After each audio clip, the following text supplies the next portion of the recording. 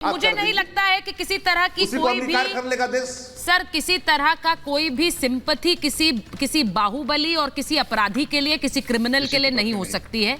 और ना उसमें मजहब होता है, ना उसमें जात होती है। इन सब के ऊपर क्राइम होता है और क्रिमिनल के लिए there can be no sympathy. ये बिल्कुल स्पष्ट है। और अवनीश जी जरा बता दीजिए, वो जांच पर सवाल उठा रहे हैं। वो कह रहे हैं कि उत्तर प्रदेश में बार बार ऐसा क्यों हो रहा है, और वो गलत नहीं है अपनी जगह।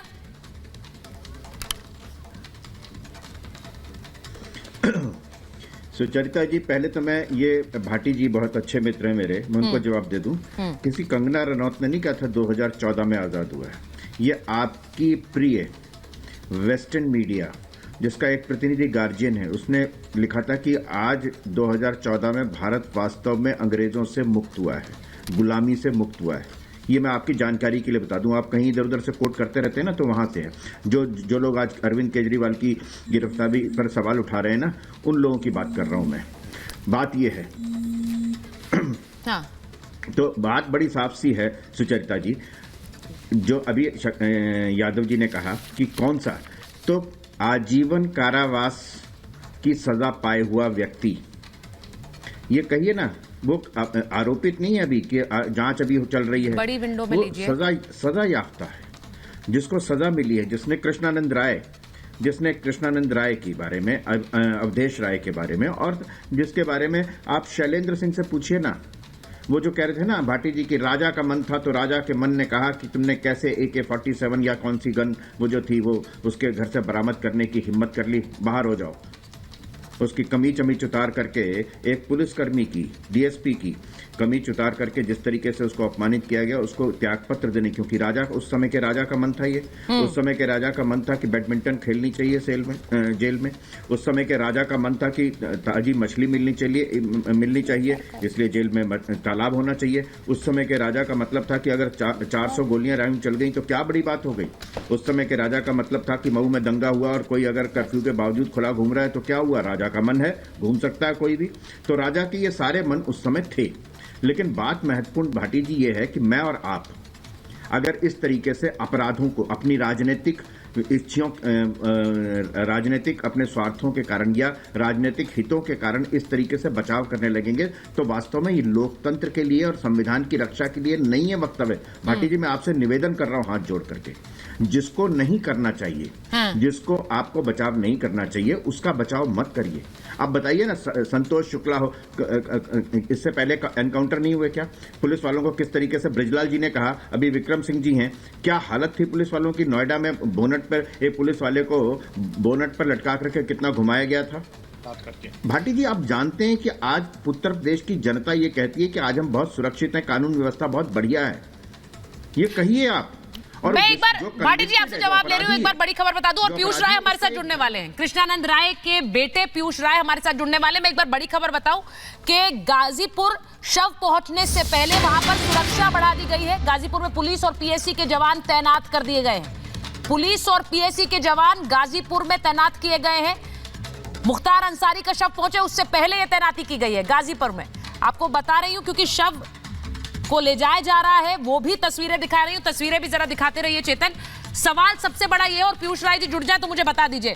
मैं एक बार सीधे ये सवाल पूछूंगी क्योंकि भाटी जी उन्होंने आपसे सवाल किया, लेकिन अभी ब्रिजलाल जी कह रहे थे, और DGP सर तो हमेशा ये बात बताते हैं, उस समय ब्रिजलाल जी कह रहे सबको पता था कि कृष्णानंद राय की हत्या होने वाली है, सरकारी महकमे में जुड़े हुए लोगों को, लेकिन किसी ने कुछ नहीं किया। जेल से अंदर बैठकर यह हत्या करवा दी गई थी, वो था मुख्तार अंसारी।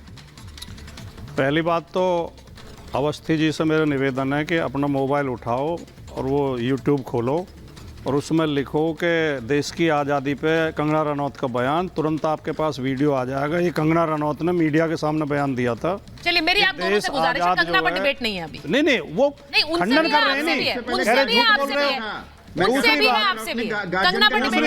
दूसरी बात गार्जियन का नाम लो। अभी इन्होंने कहा, कंगना पर डिबेट नहीं है ना, मैं आप दोनों से कह रही हूं। अभी इन्होंने कहा कि इस आदमी की ये कमी थी, उस आदमी की वो कमी थी, उस आदमी की वो कमी थी, यानी जिसमें कमी है उन्हें आप गोलियों से उड़ा देंगे।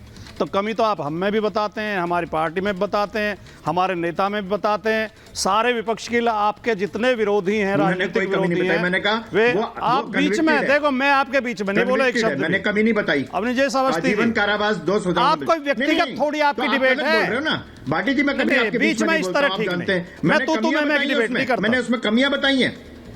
नहीं तो मैंने कमियां नहीं बताई ना, वो आजीवन कारावास प्राप्त व्यक्ति था।